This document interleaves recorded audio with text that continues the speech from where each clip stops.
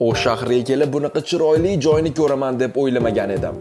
Mana bu tog'ning ichida joylashgan muzeyga hozir kiraman. Bu muzey Sulaymon tog'ida joylashgan. Sulaymon tog'i muqaddas maskan hisoblanadi va UNESCOning butun jahon merosi ro'yxatiga kiritilgan. Bu yerdan O'sh shahri to'liq ko'rinar ekan. Manzarani qarang.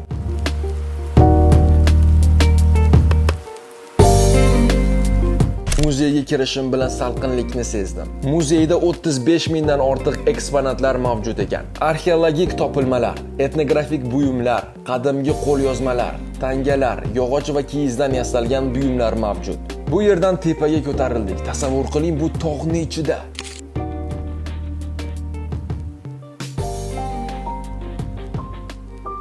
Menga eng yoqqani esa bu kuzatuv maydoni bo'ldi. Obuna bo'ling, qiziq oldinda.